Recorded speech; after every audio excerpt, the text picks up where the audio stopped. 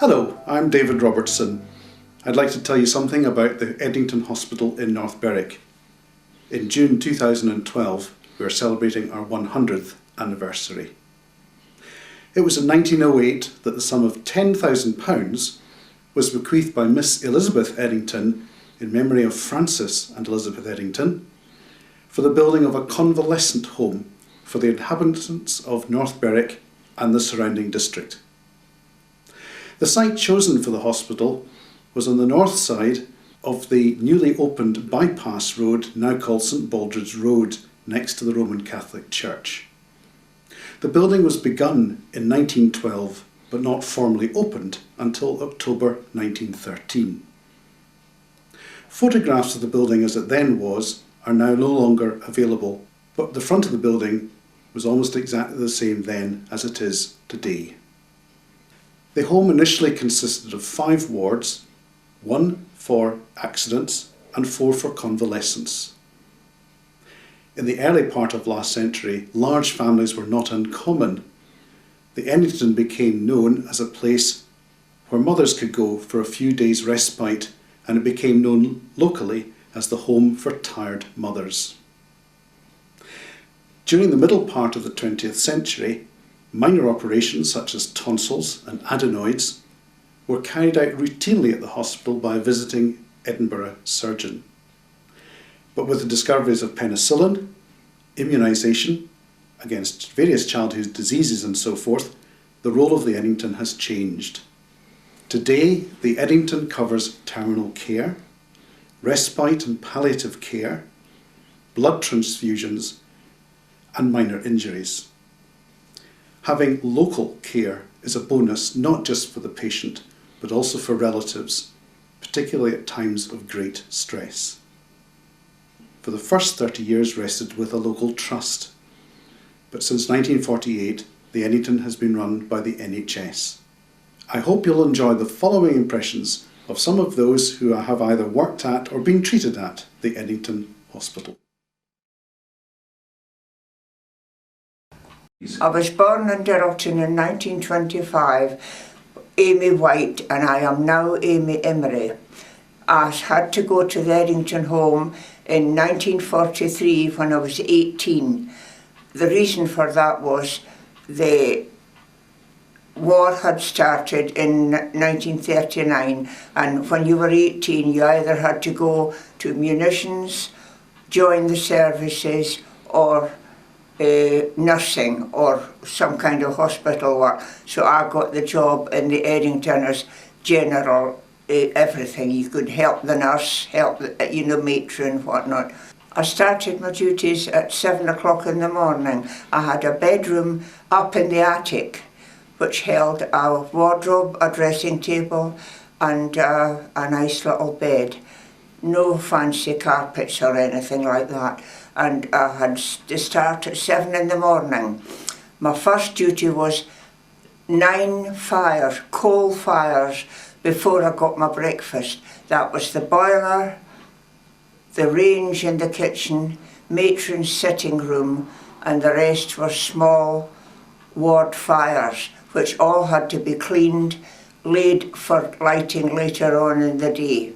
So that was the first thing I had to do. Then came the breakfast. I had to help matron with the breakfast, take it to the patients on trays, and once that was done, then my duty was collect the trays, wash the dishes, just a general everything. I did a bit of everything there. My name is Dr. Jean Wallink. I came to North Berwick first in 1958 as a 6-month locum, joining Dr. Donald and Partners in their surgery in Beach Road. My main job when I came here that first summer, was to look after the many holidaymakers that came to North Berwick at that time. Holidaymakers who took ill, holidaymakers who cut their feet, got bitten by dogs, got bitten by jellyfish. Some of the minor injuries could be treated in the surgery, but as we had no facilities at that stage for sterile packs and instruments, we found that treating them in the small local Edington Hospital was marvellous. I stitched many people in the hospital. I took out many fish hooks. The main part of our work in the hospital was looking after the patients in the 9 GP beds. The GP beds were marvellous because patients could be admitted for terminal care, for respite care, for post-operative care, as well as those perhaps elderly patients living on their own who could not be looked after at home. The easy access of the hospital for both patients and for patients' relatives made the siting of the hospital in the middle of the community a most excellent facility. When Miss Elizabeth Edington set up the trust 100 years ago, she left an amazing legacy to the community, and I would hope to see it continue. I'm Sir Hugh Rumpo, and I've lived in North Berwick all my life, and I know the history of the Edington, and I know what wonderful work it does. In 1984, I went into the Royal Infirmary in Edinburgh for a quadruple bypass, where I was in Ward 17 and 18 of the old infirmary for a fortnight. Then Dr. Jean Walling kindly made a bed available for me when I came out of the infirmary for a fortnight's recovery in the Edington. And I can assure anyone who's listening to this that the care and treatment and attention and kindness I received from the dear nurses and the overall staff of the Edington was quite beyond belief. I'm Margaret Ann Crawford. I've lived in North Berwick all my married life, which is over 40 years. I did my nurse training at Sick Children's Hospital and the Western General. I have 2 daughters, and after they were settled at school, I went back to my nursing career. I managed to get a job at the Edington Cottage Hospital in 1986, working night duty. It was very difficult to get a job there because the staff stayed for a long time, and it was only when Margaret Crawford left the Edington to do Marie Curie nursing that a post became available on night duty. Hello, my name is Stuart Auld. I was born in North Berwick and went to school in North Berwick, and it was during the school days that I came across the Edington Hospital for the first time.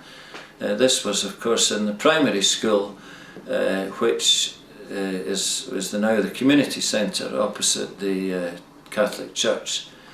The policy seemed to be at that time that people should have their tonsils and adenoids out, and I would be about 8 years old, and the decision was that the entire class was marched to the Edington Hospital, which is just round the corner, and we were done en masse, one after the other, by a consultant surgeon who had come down from Edinburgh.